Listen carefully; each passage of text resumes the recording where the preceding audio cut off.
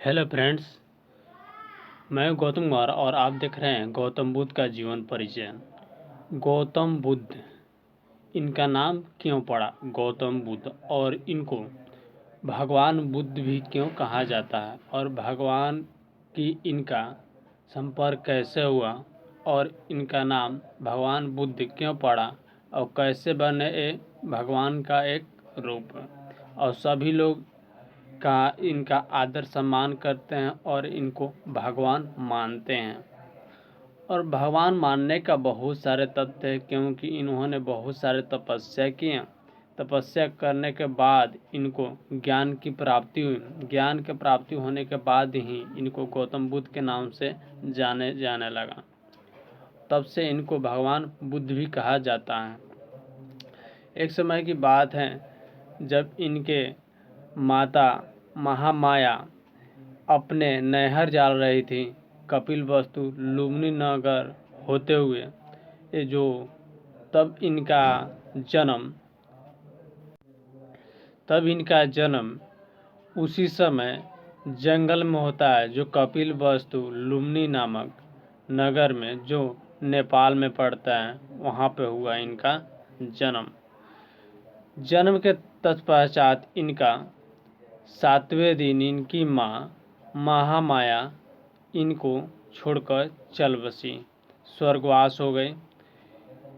और इनका पिताजी सुधोधन, जो शाकगण के मुखिया थे, अब इनका लालन पालन इनकी मौसी प्रजापति गौतमी ने की। अब सवाल आता है इनका भविष्य जानने का। इनका भविष्य क्या होगा, ये क्यों बने इतना बड़े भगवान और ज्ञानदाता, ये कैसे बने। तो इनको देखा गया, इनका भविष्य देखा गया। सारे ज्योतिष लोग आए थे राजा के राज दरबार में। जो इनके पिता थे एक राजा, इनका नाम सुधोधन, और शाक्यगण के मुखिया थे। तो सारे राज दरबार में बुलाए भविष्यवाणी करने के लिए। तो भविष्यवाणी करने में बहुत सारे संत महात्मा लोग बोले, और कुछ संत महात्मा लोग बोले कि ये सन्यासी होंगे और ये सत्य की खोज में निकलेंगे, और ये भगवान को अपने आराधना में बस में करेंगे, भगवान की ओर ज़्यादा आकर्षित रहेंगे, और ये ज्ञान की खोज में कभी भी निकल सकते हैं, और ये धन दौलत का इनको लोभ लालच नहीं होगा। सारे राजपाट त्याग सकते हैं कभी भी, इनको माया जाल में रखना होगा। तब इनके पिताजी बोले कि माया जाल में कैसे इनको उलझाया जा सकता है। तब सभी कोई बोले कि इनका शादी करा दीजिए।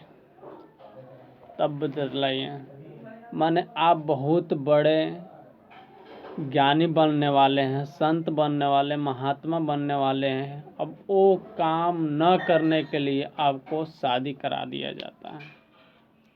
ये सबसे बड़ी विडंबना है गांव समाज में।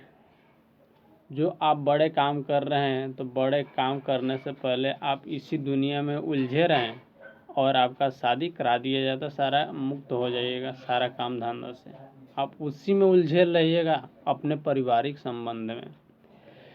इनका बचपन में ही शादी करा दिया गया। इनका बचपन में नाम था सिद्धार्थ। सिद्धार्थ का बचपन में ही शादी करा दिया गया 16 वर्ष की अवस्था में। जो इनका पत्नी का नाम हुआ यशोधरा। कुछ दिन बाद इनको एक पुत्र की प्राप्ति हुई, जो राहुल नाम रखा गया। गौतम बुद्ध का तो जन्म 563 ईसा पूर्व में हुआ, ठीक है। और इनका शादी 16 वर्ष की अवस्था में हुई, और कुछ दिन के बाद इनके पुत्र हुए। अब इन्होंने क्या किए, कपिलवस्तु के सैर करने के लिए निकले। कपिलवस्तु के सैर करने के लिए निकले तो इन्होंने 4 दृश्य देखे। फर्स्ट में इन्होंने एक बूढ़े व्यक्ति को देखा, सेकंड में एक बीमार अवस्था को भी देखा, और थर्ड में एक सन्यासी को देखा, और लास्ट में एक 100 को देखा। एक बीमार आदमी को देखते वक्त पूछें अपने घुड़सवार से कि ये बीमार हैं, क्यों, क्या हुआ है इन्हें, तो बोलते हैं कि ये बीमार हैं। तो बोलते हैं कि हमको भी बीमारी हो सकता है, तो हाँ आपको भी हो सकता है। फिर आगे बढ़े तो फिर पूछे ये आदमी कौन था जो निहुर कर चल रहा है, तो बोले कि नहीं ये निहुर के नहीं चल रहा है, ये बुढ़ा हो चुके हैं, इसलिए ये इनका कमर धीरे धीरे टूट गया है, ये बूढ़े हो चुके हैं। तो वो देखे कि हम अभी जवान हैं क्या, तो हाँ आप अभी जवान हैं, आप भी बूढ़े होंगे तो आप भी इसी तरह मुड़ कर चलेंगे और निहुर कर चलेंगे। आगे कुछ देर के बाद चले तो एक सन्यासी मिला, तो फिर पूछते हैं ये कौन है, तो बोलते हैं यह एक सन्यासी है जो गांव समाज से और राज धर्म से इनका कोई लेना देना नहीं है, ये सन्यासी रूप ले चुके हैं, ये भगवान की केवल शरण में रहते हैं। फिर आगे जाते हैं तो एक 100 मिलता है जो मारा हुआ व्यक्ति का रहता है, तो फिर पूछते हैं ये कौन है, तो वह बोलते हैं कि यह एक 100 है जो आदमी मर जाता है तो इसको दाह संस्कार किया जाता है। तो बोले कि हम भी मर जाएंगे, हमारा भी 100 होगा, तो हाँ सबको एक न एक दिन मरना है। तो फिर इसके मन में क्या आया, इन्होंने क्या सोचे कि बिना बताए अपने पत्नी को चुपचाप ये सन्यासी रूप में चल दिए सन्यास करने, जो तपस्या के रूप में तपस्या इन्होंने करने चल दिए। तपस्या इन्होंने 6 वर्ष की कठिन तपस्या की,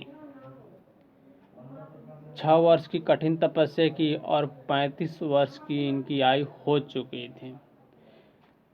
6 वर्ष की कठिन तपस्या के बाद इन्होंने बैसाख की पूर्णिमा की रात निरंजन फल्गु नदी के किनारे पीपल वृक्ष के नीचे इनको क्या मिला, ज्ञान की प्राप्ति हुई।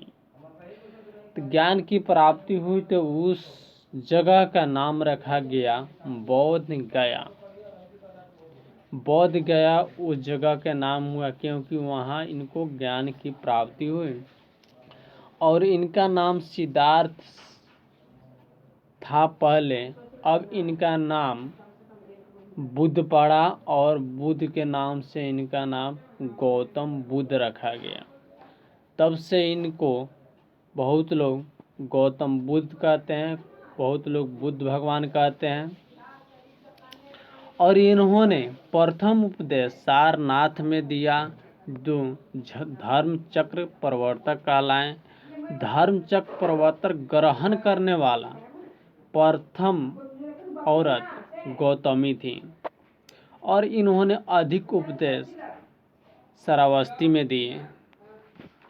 जब इन्होंने अपने राज दरबार में पहुंचे तो इनके पत्नी पूछे क्या आप बोलकर या पूछकर जाते तो हम आपको माना करते, हम भी एक क्षत्रिय कुल से हैं, ये आप कैसे सोच लिए कि हम आपको माना कर सकते थे। लेकिन गौतम बुद्ध नहीं बतलाए और चुपचाप अपने सन्यास के लिए, ज्ञान प्राप्ति के लिए, सत्य के खोज के लिए चुपचाप निकल चुके हैं, क्योंकि हो सकता है पूछे तो माना कर सकते हैं। तो इसलिए गौतम बुद्ध ने अपने पत्नी से नहीं ये बात पूछे कि हम जाएं या कि ना जाएं, चुपचाप पैदल वहाँ से निकल चुके थे। इनका मृत्यु 80 वर्ष की अवस्था में इनका मृत्यु हो चुका। तो ये था इनका जन्म से लेकर ज्ञान की प्राप्ति से इनके जीवन परिचय। आप भी जीवन समर्पित करना चाहते हैं भगवान के चरणों में, तो आप अपना काम करते रहें और भगवान का नाम लेते रहें, इसी में कल्याण है। वीडियो अंत करता हूँ। जय बौद्ध, जय गौतम बुद्ध, जय भगवान।